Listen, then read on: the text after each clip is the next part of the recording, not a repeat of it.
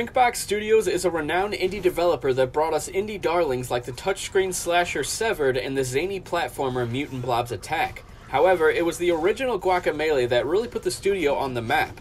Gamers everywhere fell in love with its blend of wrestling-based combat, precise platforming, and wacky humor. If you love the original Guacamelee, then you're in luck. The long-awaited sequel, Guacamelee 2, offers more of what you love and simultaneously goes above and beyond all expectations. Before I jump into the gameplay specifics, I can't go without mentioning the game's fantastic presentation. While it is aesthetically very similar to the original, I can't really complain. Guacamelee 2 is bursting with charm and personality. The game's Mexican fiesta setting is always entertaining and constantly changes in style. There are two separate realms that you can switch back and forth between, both equally as pleasing to look at. Much like the original Guacamelee, the sequel is written fantastically. I constantly find myself smiling and chuckling throughout my journey. There are several callbacks to the original game and even some nods to other game franchises. As silly as it may sound for a game like this, I recommend going in without watching tons of gameplay beforehand for spoiler reasons. My one gripe with Guacamelee 2 is the fact that all of your character's progress that you made in the previous game gets reset, and you spend a large portion of the game collecting all the abilities that you unlocked in the last game. However, it does make sense that Drinkbox did this in Guacamelee 2 because of how the puzzle sequences fall into place.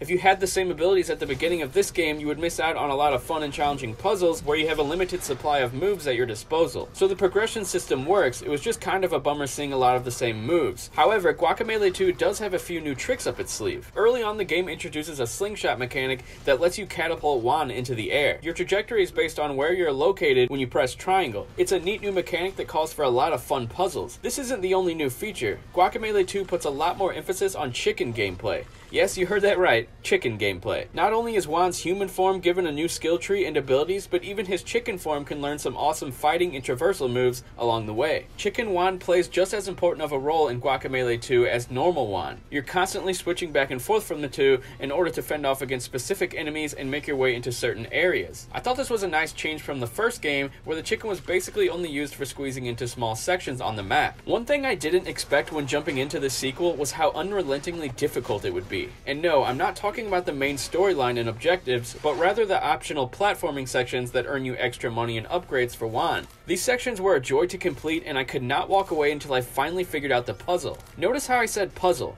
That's because Guacamelee 2's platforming is more than simply jumping.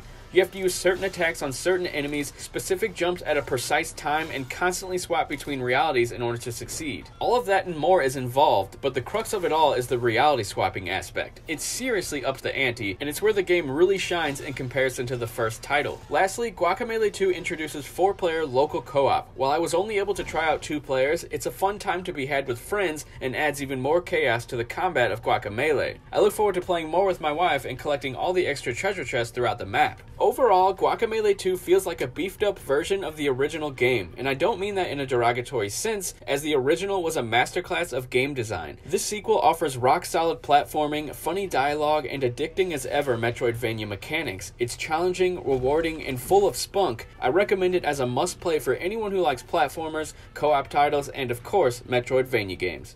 Thanks a lot for watching, guys. Be sure to hit that subscribe button if you enjoyed this review, or maybe check out our other reviews that are on the screen right now. I'm Brett Medlock, and I will talk to you guys later.